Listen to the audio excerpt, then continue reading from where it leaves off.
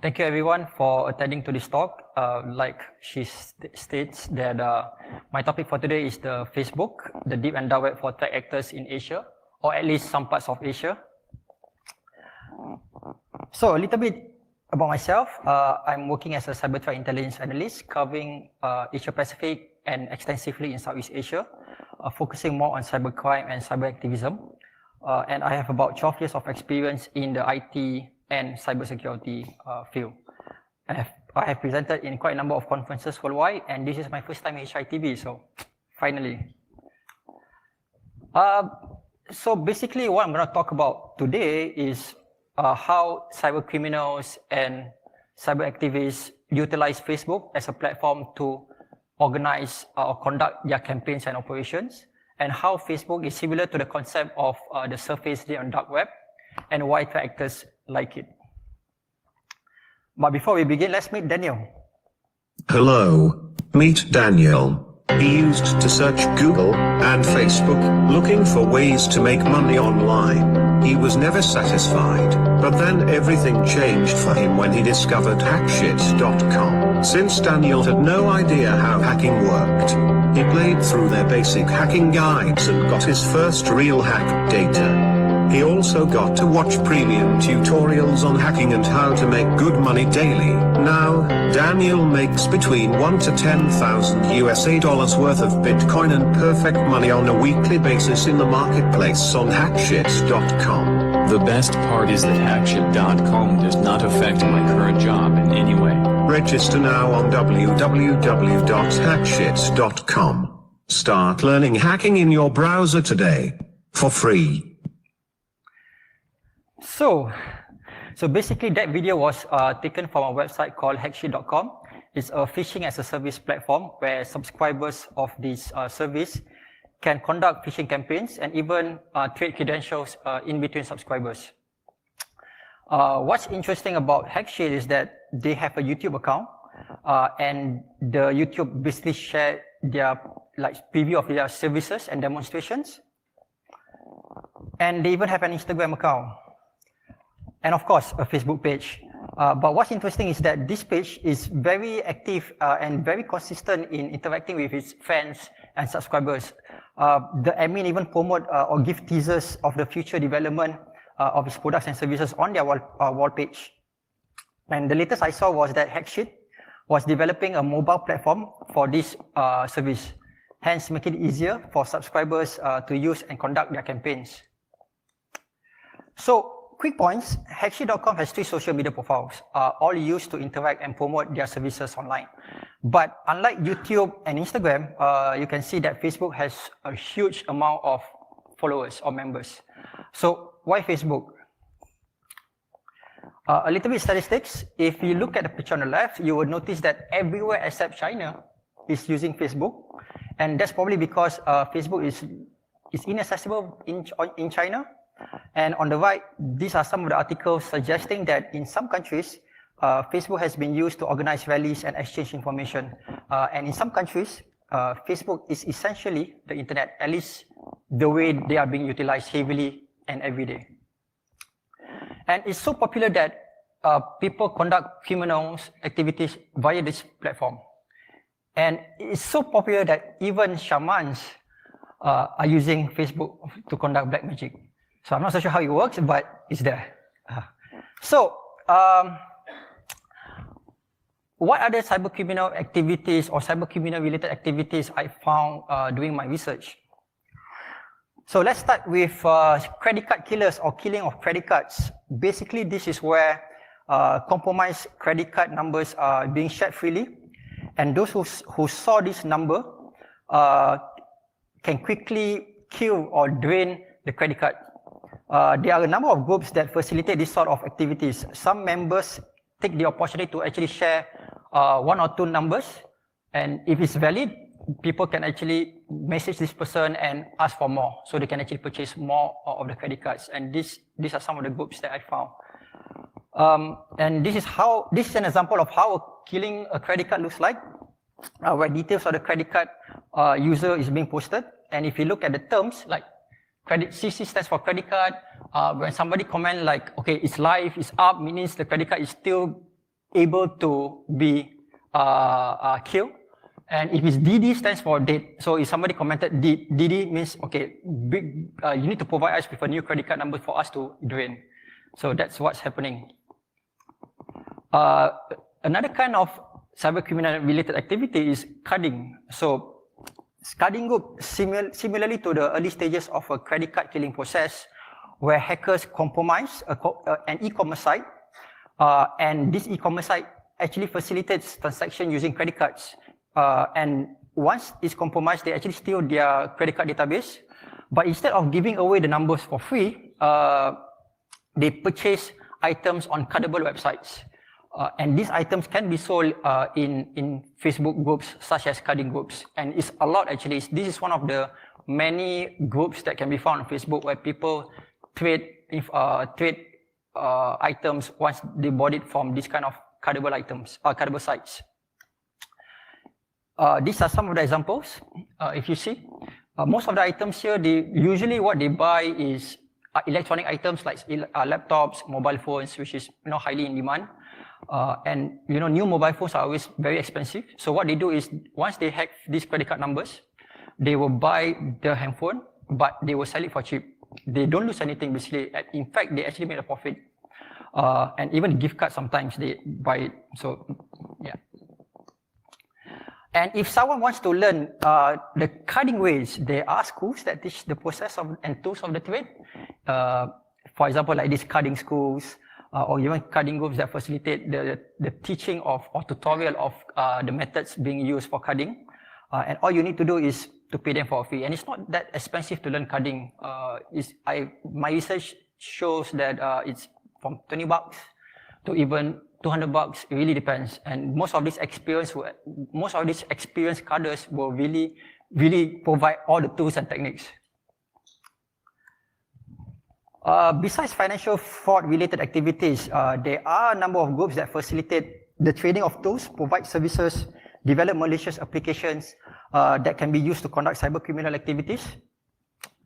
Here we have someone selling CNC servers that I found in a group called DDoS attackers.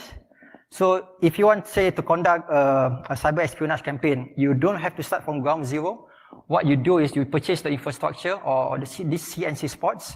And you have the infrastructure without starting from ground zero. So it's quite cheap actually.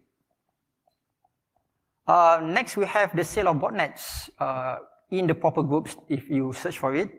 This is an example of a botnet being sold, the Atmos botnet, which is quite famous at one time. It's an upgrade of the Citadel Trojan posted for sale for $500 in a closed Facebook group. And another botnet that I found called Casper Spy. Casper Spy basically is a spy and control software on infected Android phones, being posted on Facebook and selling it for $150. If you look at the comments, you will see that the person selling this claimed that this particular botnet has already 2,000 victims to exploit. So if you purchase this Casper Spy, you already have people to play around. Ransomware, okay, this is ransomware development. What I found was this particular ransomware developer was willing to sell his ransomware if anyone is interested. The ransomware is called Scorpion Locker and pretty much inspired by WannaCry and Petya because if you look at the person here, he states that he has this module that is able to steal passwords, to bypass antivirus products, even self-replicate or distribute within the network, and even states that his ransomware cannot be reverse engineered. So it's pretty cool to see what is being sold out there on Facebook. And this is one of the many remote access trojans that I found during my research. It's a remote control and surveillance software called Pentagon Red, promoted on a Facebook page. They also have a Facebook group dedicated to the discussion of the development of the software. What's interesting about this Red is that according to the seller, the Red is also equipped with a ransomware module. Meaning, if a system is infected with this Trojan, not only that the threat actor can monitor or control or exfiltrate data, the threat actor can also hold your system into ransom.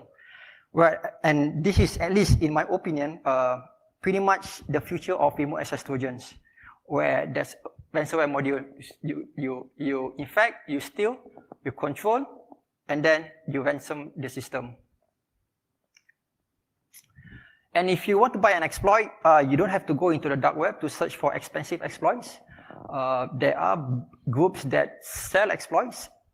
For example, in this case, this exploit builder is being sold for only $15.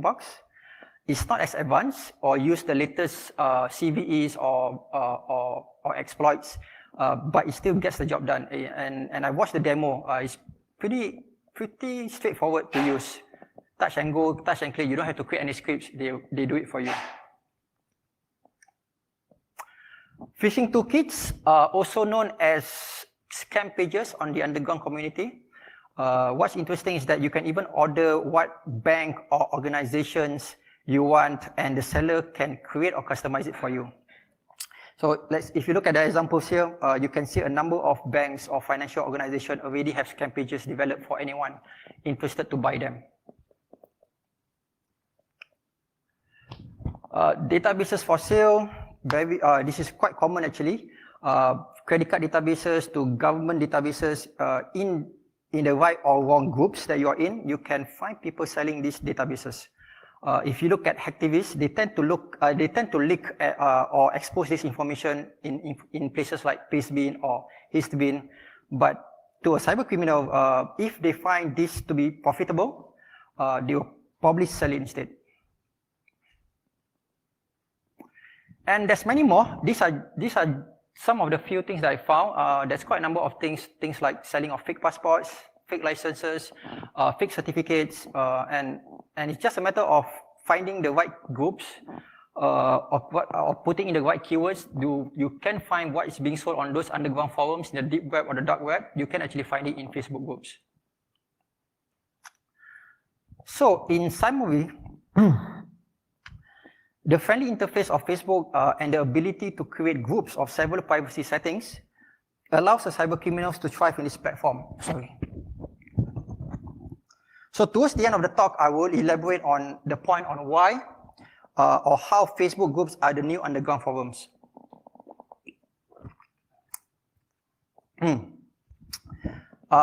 Next is cyber hacktivism. Besides the definition stated here, in short, it's basically hacking with a political cause. So a case study. So in 2014, I'm not so sure how many of you can remember this particular event. There was this news where a ship with a certain name from a certain country was banned from coming to Singapore ports. So this escalated to an operation initiated by some hacktivists from another country. They dubbed it as Operation Singapura, or in short, Op Singapura. And for those who don't know, Singapura is the Malay name for Singapore.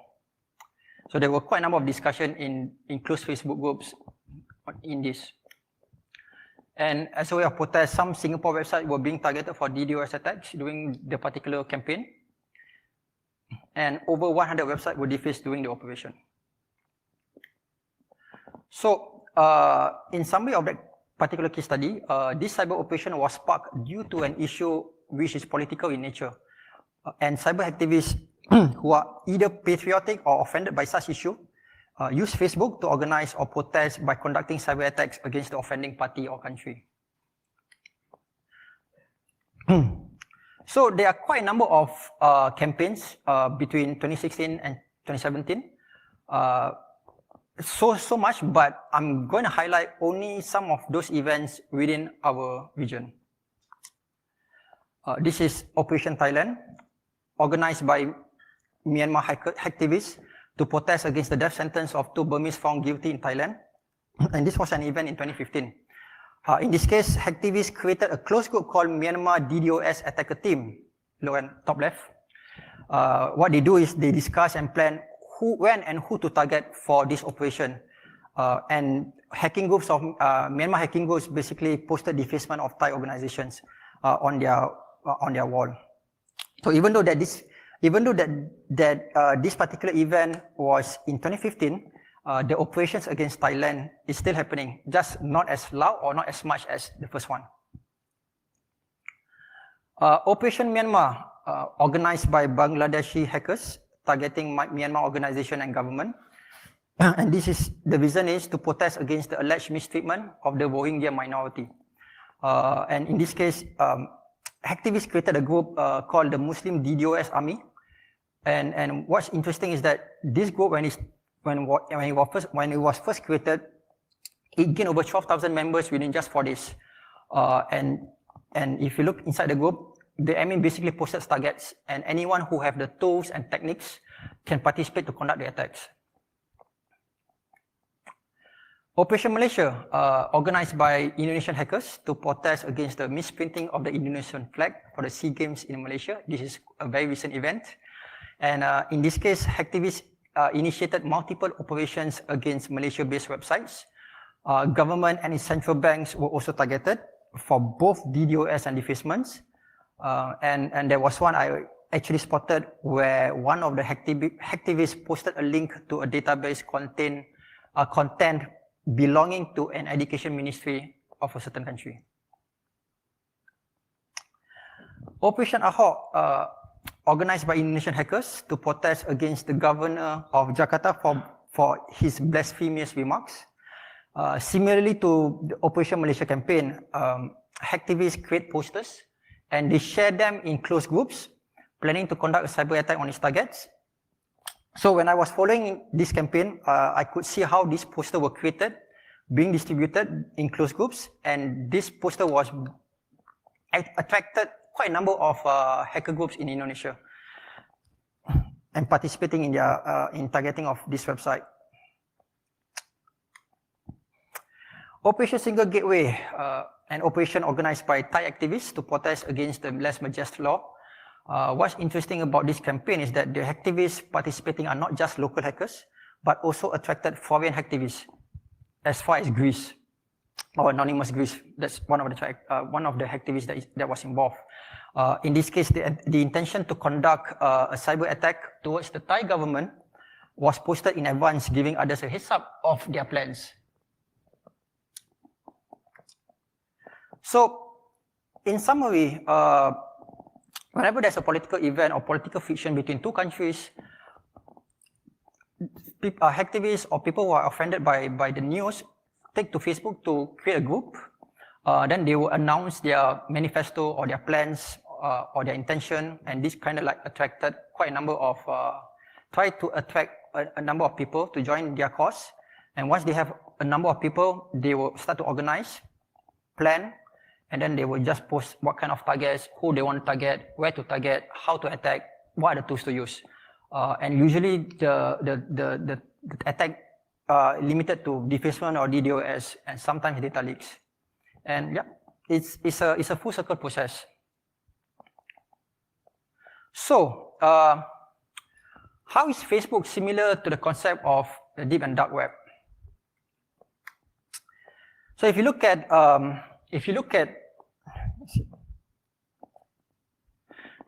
the definition of deep web and dark web, or the concept, the iceberg concept, which is a very common image that you will see in Google search, I will just briefly define the three webs. Surface web, if anything that is being indexed and you can find via the search engine, is the surface web. And anything that cannot be searched from the search engine or it's not indexed by the search engine is basically the deep web. To put a very good example is if you go to Google search, you type in gmail.com, the result you will see like a gmail.com link, right? So that's part of the surface web. When you click on gmail.com, it goes to the site where you need to put your credentials. That website is still part of the surface web. The moment you enter your credentials, when you see your inbox, that's part of deep web. So without realizing it or not, we are actually accessing deep web almost every day. And the reason why it's huge, or some researchers mentioned that it's between 96 to 97%, is because the inboxes of our emails, libraries, Amazon, those kind of websites, those are all part of the deep web website. So it's not really underground criminal forums. Whenever people say deep web, it's not. So you are always accessing every day. For dark web, on the other hand, it's a very straightforward definition. You need to use a special software, in this case, a Tor or a .onion browser, to access the dark web.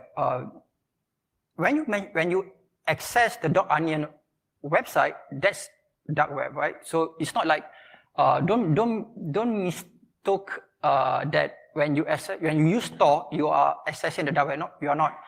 When you use Tor and then you go to, let's say, a normal website, yahoo.com, google.com, you are not accessing the dark web, but it's only when you access things like a .onion website, that's the dark web.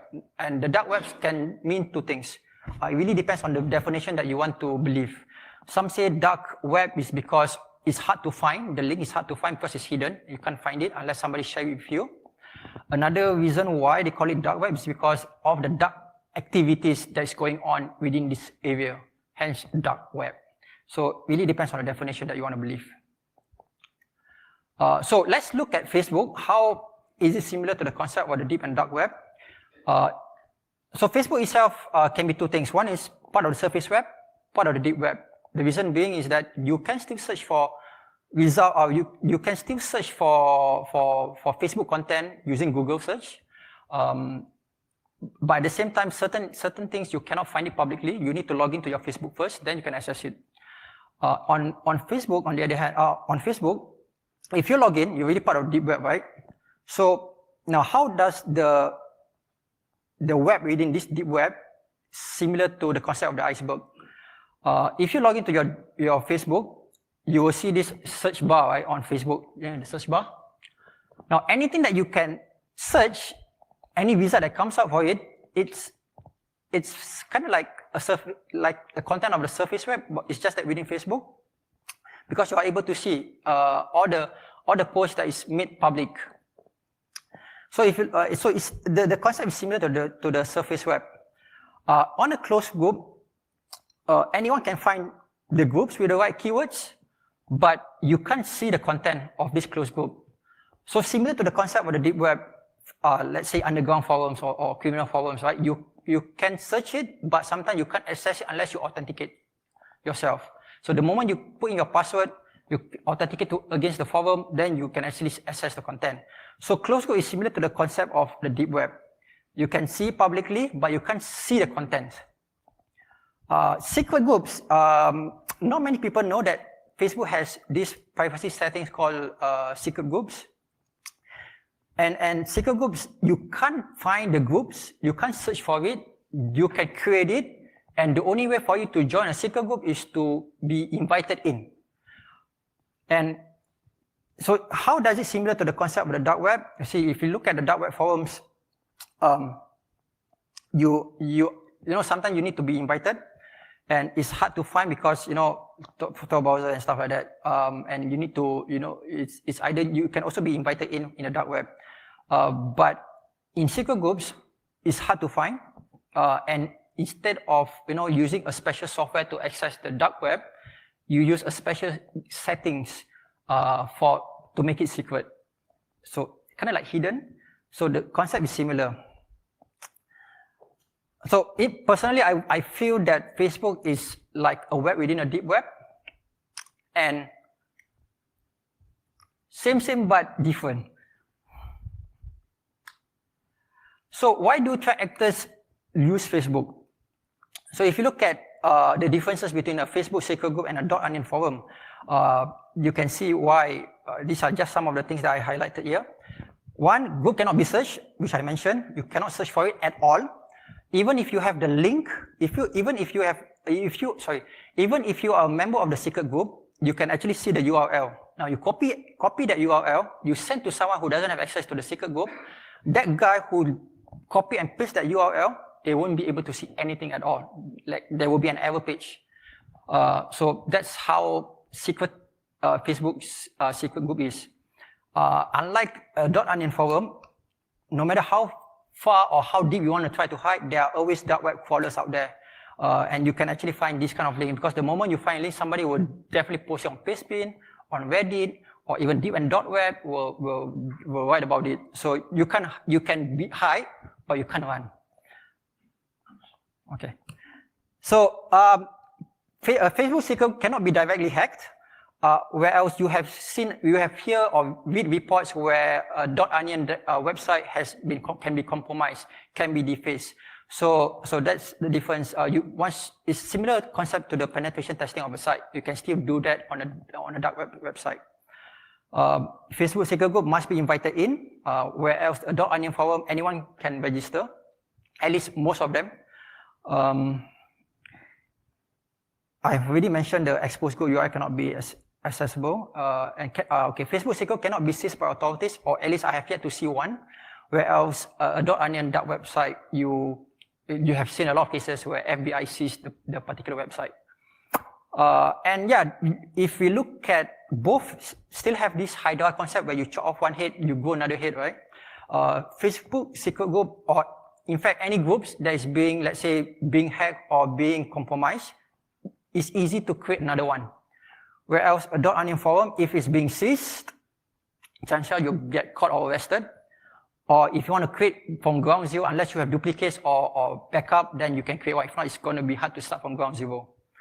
So, yep. And if you want to enable additional or much more secure, you can use the Facebook Onion. So these are some of the secret settings group that I encountered or I'm in. And if you look at some of these groups, they do facilitate a lot of cyber criminal activities, such as exchanging data or exchanging credit card numbers and stuff. And Facebook has a new feature. This was implemented this year, where an administrator of the groups can create Q&A, 3 question maximum. So let's say if you want to join a group, if the admin created a question, you need to answer the question first. It can be any questions. And the challenge here is, before that, if the administrator doesn't like your answer, he will just prevent you from joining. And the challenge here is, if you want to join a group and then ask a question in a certain language that you don't understand, Google Translate won't help, because probably you understand the gist of the question. But if you want to reply back in Arabic, let's say for example, an Arabic language, then if you Google Translate it and answer it, it's a literal translation, right? So it may not mean something for them. It doesn't make sense for them. So they know that you are just trying to join or social engineer your way in. So yeah. And Facebook even have a secret conversation feature, which is rolled out in 2016. Similar like WhatsApp, is an end-to-end encryption. The good thing is it's on specific devices, meaning to say, if I have a phone device right now, and I've talked to you in secret, right? I can only talk to you only using this phone. If I log into my Facebook on my desktop or another phone, I won't be able to see the conversation. That's how secret conversation works in Facebook. And interesting thing, messages can be set to expire or self-destruct. Yeah, kind of like Mr. Robot kind of thing. So yeah, messages can be set to expire. And this is according to Facebook. Facebook and governments they are unable to access or snoop into secret conversations. So if Facebook made it clear that they cannot snoop or spook inside this secret conversation, I think the normal conversation you probably are being spied on. So yeah.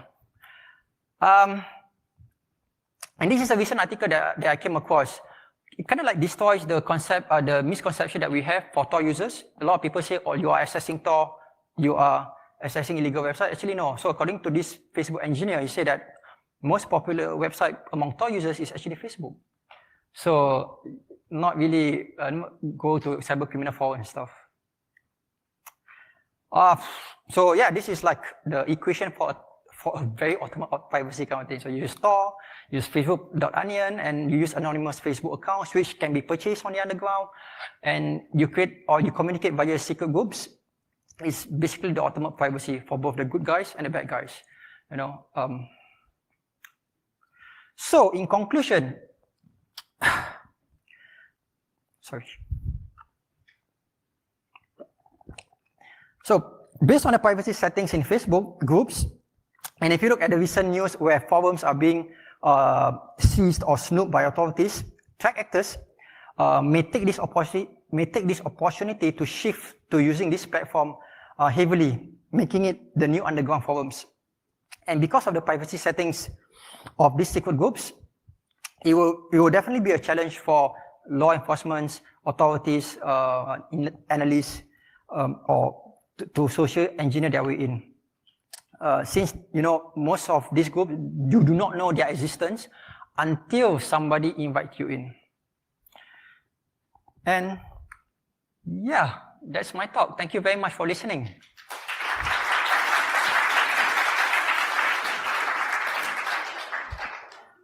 So, any questions? I think I have like 2 seconds.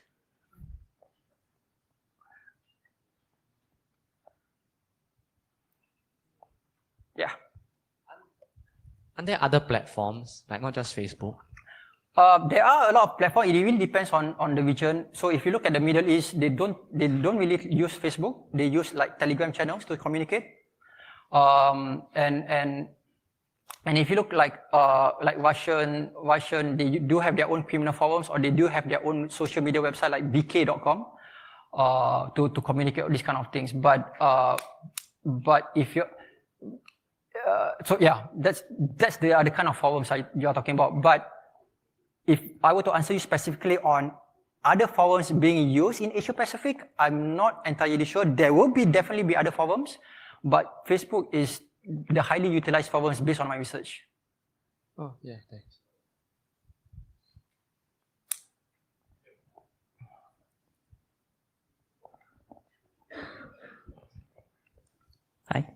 Hi. When you were investigating this, were you worried about some kind of unpredictable legal ramification that might happen to you, especially in light of like that guy who got arrested when he went to Vegas and all that? Did you take non-technical countermeasures against that? Yeah, it's one when we do this kind of let's say intelligence gathering or investigation. One thing we need to make sure that we need to have like some kind of ethics where we must not be the agent of provocateur. We do not provoke things. We don't tell them to say, okay, let's do something. Instead, we must go there and listen to their conversation rather than provoking it. And it's always important to understand that, you know, we cannot be part of the catalyst or part of the group that is going to start something that may put you into trouble. And if you're talking about the technical part, it really depends, because if you do like cyber humans, right? Cyber human intelligence, where you go into the deep and dark web and try to listen to conversation or try to ask questions, you really need to make sure that you are creating the proper avatar or profile to make sure that it's interesting enough for them to believe that you are part of the group. And yeah, and there's a lot of technical steps which I can share with you offline for this. Thanks for the question.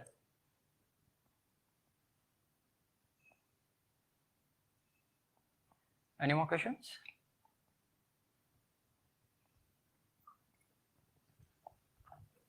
So, any more questions? Yes, we have another one. Yeah, so is Facebook working with governments and feds to, help out and figure out such criminals in underground? And what is your contribution to community in general? I haven't personally talked to Facebook about this, but the thing is, there have been a lot of research about cyber criminal activities on Facebook. But it's very hard to define cyber criminal activities. I'll give you an example. Facebook has an algorithm to understand that a certain picture is considered pornographic and they will remove it. But how do you define credit card numbers? Because credit card numbers can be formatted in different way on Facebook, right? So they cannot just see the numbers and they just remove it. So it's a bit hard. So yeah, so I'm not so sure how Facebook is going to do this, but what I've seen is that every time when there's a group that facilitates cyber criminal activities being taken down, 2 or 3 more will come out, new ones will come out the next day. So it's very tough. It's very tough. Yeah.